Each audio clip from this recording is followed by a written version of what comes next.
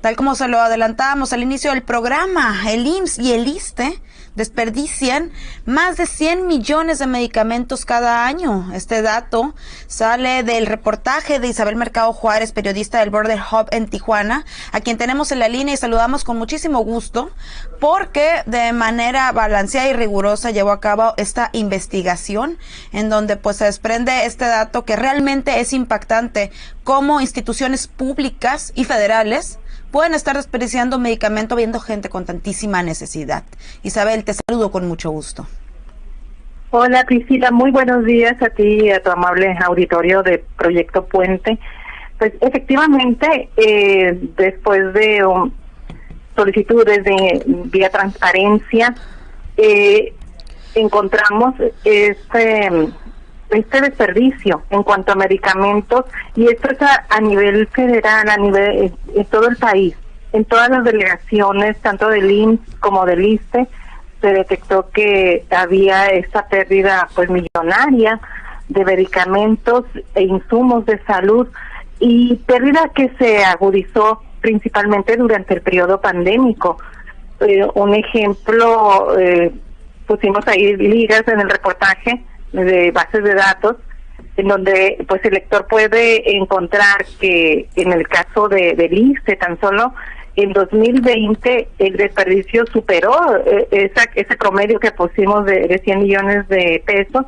En 2020 fue de 201 millones, mientras que en 2021 de 178,000. Si bien después de la pandemia este desperdicio de insumos de salud ha disminuido, sigue siendo muy alto la pérdida para el erario, y sobre todo aquí lo que llamó más la atención fue que mientras en las bodegas del IMSS y del ISSSTE se perdían estos medicamentos, pues pacientes de cáncer y otros padecimientos como VIH, salían a las calles a protestar por falta de fármacos que no les estaban siendo surtidos en los consultorios, Priscila. Es interesante también cómo en el caso del IMSS, Sonora, el estado de Sonora está ocupando el segundo lugar con mayor monto de medicinas caducadas, al contabilizarse 27.533.420. Isabel, para llevar a cabo esta investigación, pues ya nos dijiste, realizaste una serie de solicitudes de acceso a la información pública, pues a las dependencias estatales y federales. ¿Qué datos te llamaron más la atención o qué datos tuviste más problemas en recabar a la hora pues de llegar a estas fuertes conclusiones? En el IMSS principalmente, porque fui muy específica, como tú bien nos has ilustrado en el Border Hub, de cómo realizar estas solicitudes para que los sujetos obligados nos proporcionen los datos que estamos requiriendo. En el caso del ISSSTE sí me dieron básicamente la información de los montos de pérdida de manera bien detallada y clara, no así los nombres de los proveedores, que fue lo que solicité de manera puntual también en estas solicitudes. Y en el IMSS, eso fue en el caso del ISSSTE. En el IMSS sí me proporcionan los nombres de los proveedores de cada producto que se les caducó en bodegas, pero en cuanto al monto de la pérdida, me ponen precio de catálogo. ¿Esto qué significa? El precio de catálogo es un precio de referencia que tiene el IMSS para la compra, no es precisamente el precio que está pagando el proveedor. Es una base para realizar la adquisición y le ponen de subtotales de cada pérdida, y el precio de catálogo, que pues esto nos limitó de poder determinar el monto total, porque no estaban los datos pues precisos. O sea, si yo sumara los datos que ellos me proporcionaron en el periodo de 2 años, me salen alrededor de 400 millones de pesos la pérdida. Pero si nosotros poníamos ese dato, corríamos el riesgo de que el IMSS nos dijera que era incorrecto. Por eso no definimos así.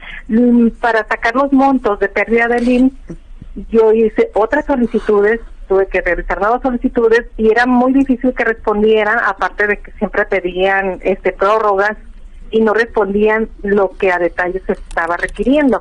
En las solicitudes que hice de las cartas de canje para que realizaba el IMSS para cambiar esos medicamentos que se les caducaron en bodegas, como es parte del protocolo que supuestamente deben seguir las instituciones públicas, cuando un producto no está siendo movilizado o que sale defectuoso, y también referían las autoridades que cuando se caduca en bodegas, ellos tenían la opción de decirle al proveedor, cámbiame este medicamento por otro.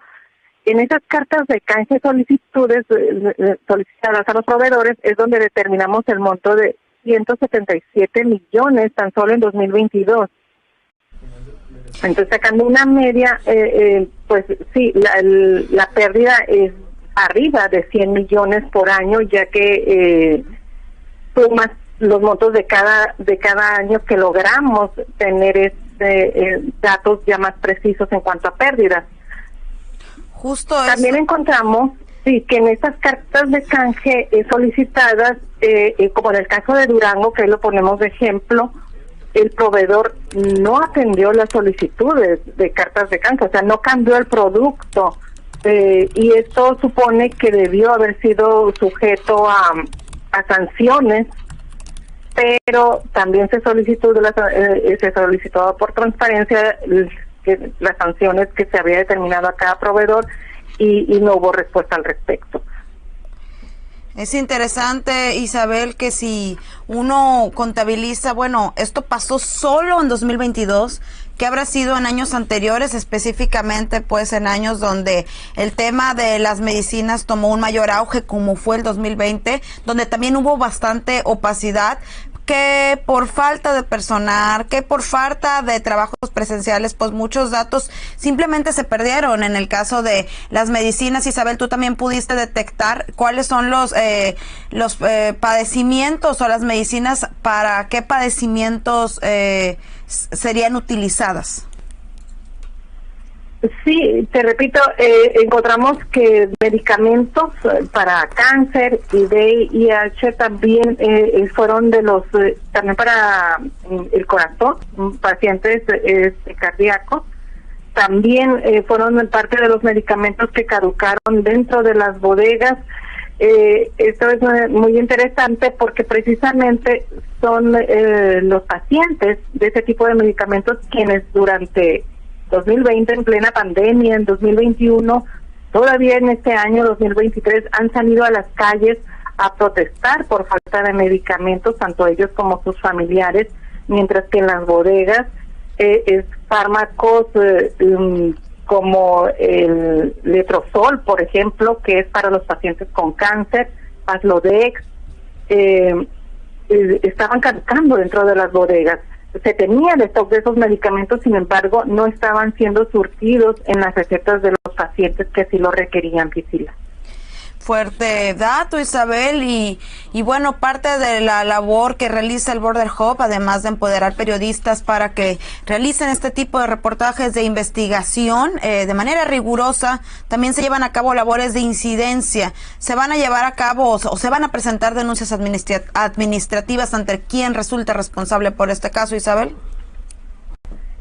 Efectivamente, también lo consignamos dentro del reportaje. Ha habido algunas denuncias que se han presentado por parte de diputados, pero aquí el punto interesante es que no ha habido un seguimiento de esas denuncias, Priscila. Se hace mediático, se hace político el tema, un tema tan sensible como es el de la salud, y no hay un seguimiento al respecto. Del caso del Border Hub tenemos la ventaja de que a través de Iniciativa Sinaloa se realizan estas denuncias y con el apoyo pues de la documentación que los periodistas vamos recabando para fortalecer y respaldar lo que publicamos, y posiblemente a través de Iniciativa Sinaloa se vayan a presentar algunas denuncias, como ya ha sucedido con reportajes anteriores. Pues vamos a estar muy pendiente para darle seguimiento a este tema y por supuesto para estar en contacto contigo para continuar pues visibilizando este tipo de irregularidades con el fin de que no se vuelva a repetir. Muchísimas gracias, Isabel.